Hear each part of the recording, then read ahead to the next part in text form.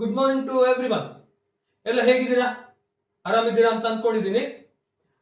ಇವತ್ತು ನಾನು ತರಗತಿಯನ್ನ ತಗೊಳ್ತಾ ಇರುವಂತಹ ಒಂದು ಉದ್ದೇಶ ಏನು ಅಂದ್ರೆ, ನನ್ನ ಅನೇಕ ವಿದ್ಯಾರ್ಥಿಗಳು ದ್ವಿತೀಯ PUC ನಲ್ಲಿರುವಂತವರು, those who are in second PUC, they asked me to take this particular class so that they can get benefit out of this particular class.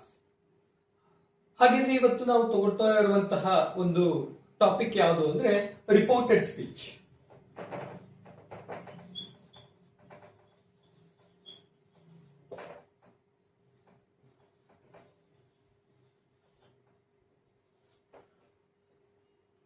ನಿಮಗೆಲ್ಲರಿಗೂ ಗೊತ್ತಿರುತ್ತೆ, ಈ ರಿಪೋರ್ಟೆಡ್ ಸ್ಪೀಚ್ ಅಂತ ಬಂದಿದ ತಕ್ಷಣ ತುಂಬಾ ಜನ ಏನ್ ಮಾಡ್ತೀರಾ ಅಂದ್ರೆ, ನೀವು ಕಷ್ಟ ಅಂತ ಅಂದ್ಕೊಳ್ತೀರಾ. ಇದು ನಿಜವಾಗ್ಲೂ ಕಷ್ಟ ಅಲ್ವೇ ಅಲ್ಲ. ಅರ್ಥ ಆಗ್ತಿದೆಯಲ್ವಾ?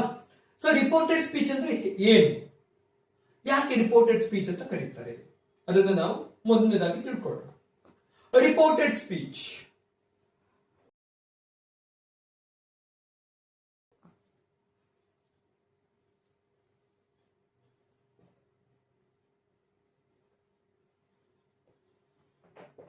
ಈ ರಿಪೋರ್ಟೆಡ್ ಸ್ಪೀಚ್ ಅಂದ್ರೆ, ಈಗ ನಾನು ಏನೋ ಒಂದು ನಿಮಗೆ ಹೇಳಬೇಕು, ಯಥಾವತ್ತಾಗಿ ನೀವೇನಾದ್ರೂ ಅದನ್ನ ನಾನು ಹೇಳಿದ ಹಾಗೆ ತಗೊಂಡ್ರೆ ಅದು ಏನಾಗುತ್ತೆ, ಡೈರೆಕ್ಟ್ ಸ್ಪೀಚ್ ಆಗುತ್ತೆ. ನೇರವಾಗಿ ನಾನು ಸಂಭಾಷಣೆ ಮಾಡಿದಂತಹ ಅಂಶಗಳನ್ನ ಇಟ್ಕೊಂಡು ನೀವು ಮಾತಾಡುವಂತದ್ದಾಗುತ್ತೆ. ಅದನ್ನೇ ನಾನು ಹೇಳಿದ್ದನ್ನ ನೀವು ನಿಮ್ಮ ಭಾಷೆನಲ್ಲಿ ಹೇಳಬೇಕು. For example, my name is Edwin and I say to someone saying that I am not going to come to the college tomorrow. ಅದನ್ನ ಆ ವ್ಯಕ್ತಿ ಯಾವ ತರ ಹೇಳ್ತಾನೆ, ಅವನು ಹೋಗ್ಬಿಟ್ಟು ಪ್ರಾಂಶುಪಾಲರ್ ಏನಂತ ಹೇಳ್ತಾನೆ, ಎಡ್ವಿನ್ ಸರ್ ನಾಳೆ ಕಾಲೇಜ್ಗೆ ಬರ್ತಾ ಇಲ್ಲ ಅಂತ ಹೇಳ್ತಾನೆ. ಕಾರಣ ಏನು? ಒಂದು ವೇಳೆ ಅವನೇನಾದ್ರೂ ನಾನು ಕಾಲೇಜಿಗೆ ಬರಲ್ಲ ಅಂದ್ರೆ ಏನಾಗುತ್ತೆ, ಆ ವ್ಯಕ್ತಿ ಕಾಲೇಜಿಗೆ ಬರಲ್ಲ ಅಂತ ಆಗುತ್ತೆ. ಈಗ ಹೇಳುವಂತದ್ದೇನು, ನಾನು ಅಂದ್ರೆ ಎಡ್ವಿನ್ ಸರ್, ಹೌದಾ? ಸೊ ಎಡ್ವಿನ್ ಸರ್ ನಾಳೆ ಕಾಲೇಜಿಗೆ ಬರೋದಿಲ್ಲ ಅಂತ ಹೇಳ್ತಾ ಇರೋದ್ರಿಂದ, ಸೊ ಹಾಗಾಗಿ ಅದನ್ನ ನಾವೇನಂತ ಕರಿತೀವಿ, ರಿಪೋರ್ಟೆಡ್ ಸ್ಪೀಚ್ ಅಂತ ಕರಿತೀವಿ. ರೈಟ್. ಹಾಗಿದ್ರೆ ರಿಪೋರ್ಟೆಡ್ ಸ್ಪೀಚ್ ನಲ್ಲಿ ಎಷ್ಟು ಅಂಶಗಳಿದಾವೆ ಅಂದ್ರೆ, ರಿಪೋರ್ಟೆಡ್ ಸ್ಪೀಚ್ ನಾವು ಮಾಡಬೇಕಾದ್ರೆ 2 ಅಂಶಗಳು ಬರ್ತವೆ. ರಿಪೋರ್ಟೆಡ್ ವರ್ಬ್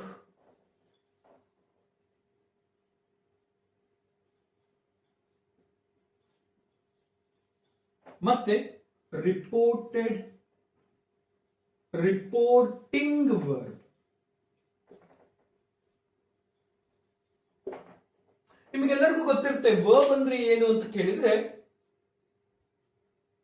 ಯಾವುದಾದ್ರೂ ಕೆಲಸವನ್ನ ಸೂಚಿಸುವಂತಹ ಒಂದು ಪದಕ್ಕೆ ಏನಂತ ಕರಿತೀವಿ ನಾವು, ವರ್ಬ್ ಅಂತ ಕರಿತೀವಿ. ಅದನ್ನೇ ಕ್ರಿಯಾಪದ ಅಂತ ಕನ್ನಡದಲ್ಲಿ ಕರಿತೀವಿ. ಸೊ ಅದನ್ನೇ ನಾವಿಲ್ಲಿ ಉಪಯೋಗಿಸ್ತಾ ಇರೋದು. ಸೊ ರಿಪೋರ್ಟೆಡ್ ವರ್ಬ್ ಮತ್ತೆ ರಿಪೋರ್ಟಿಂಗ್ ವರ್ಬ್ ಎರಡಕ್ಕೂ ಇರುವಂತಹ ವ್ಯತ್ಯಾಸ ಏನು ಅನ್ನೋದನ್ನ ನಾವು ತಿಳ್ಕೊಳ್ಳೋಣ. ಮೊದಲನೇದಾಗಿ ರಿಪೋರ್ಟಿಂಗ್ ವರ್ಬ್ ಯಾವಾಗ, ಈಗ ಫಾರ್ ಎಕ್ಸಾಂಪಲ್, ಸಂತೋಷ್ ಸೇಸ್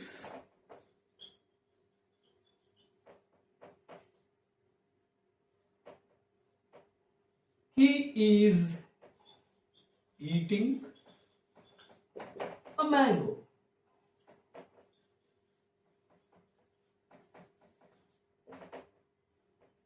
ಇಲ್ಲಿ ನೀವು ಗಮನಿಸಿದ್ರೆ, if at all if you carefully observe, there are 2 verbs, says and eating.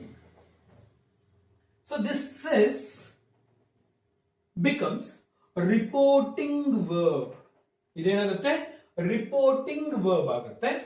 ಅದೇ ಈಟಿಂಗ್ ಅಂತ ಹೇಳಿದೆ, ಅದು ಬಂದ್ಬಿಟ್ಟು ರಿಪೋರ್ಟೆಡ್ ವರ್ಬ್ ಆಗುತ್ತೆ. ರಿಪೋರ್ಟಿಂಗ್ ಮತ್ತೆ reported verb. Did you understand the difference between the reporting verb and reported verb? ಎರಡನ್ನೂ ಕೂಡ ನಾವೇನ್ ಮಾಡ್ಬೇಕಾಗತ್ತೆ, ನಾವು ಬದಲಾಯಿಸಬೇಕಾಗತ್ತೆ. ಹಾಗಿದ್ರೆ ಯಾವ ರೀತಿ ಬದಲಾಯಿಸ್ತೀವಿ? ಈಗ ಮತ್ತೊಂದ್ಸಲ ನಾವು ಒಂದು ಉದಾಹರಣೆಯೊಂದಿಗೆ ನಾವು ಅದನ್ನ ನೋಡೋಣ.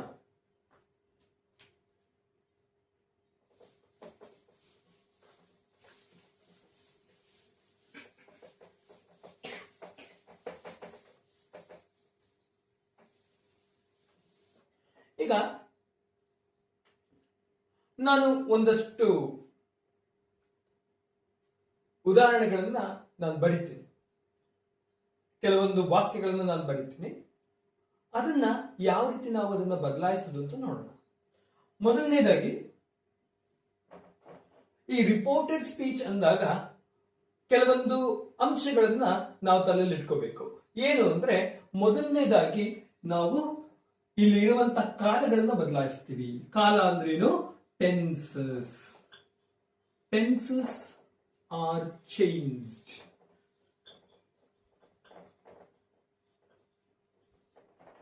ಯಾವ ರೀತಿ ನಾವು ಈ ಕಾಲಗಳನ್ನು ಬದಲಾಯಿಸ್ತೀವಿ ಅಂತ ನೋಡಿದ್ರೆ, ಸಿಂಪಲ್ ಪ್ರೆಸೆಂಟ್ ಟೆನ್ಸ್ ಇತ್ತು ಅಂದ್ರೆ ವಾಕ್ಯ, ಅದನ್ನ ಸಿಂಪಲ್ ಪಾಸ್ಟ್ ಟೆನ್ಸ್ಗೆ ಬದಲಾಯಿಸ್ತೀವಿ. ಒಂದು ವೇಳೆ ಪ್ರೆಸೆಂಟ್ ಕಂಟಿನ್ಯೂಸ್ ಅಲ್ಲಿ ಇತ್ತು,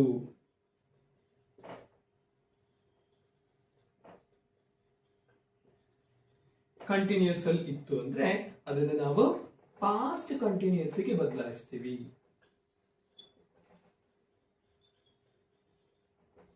ಒಂದು ವೇಳೆ ಪ್ರೆಸೆಂಟ್ ಪರ್ಫೆಕ್ಟ್ ಅಲ್ಲಿ ಇತ್ತು,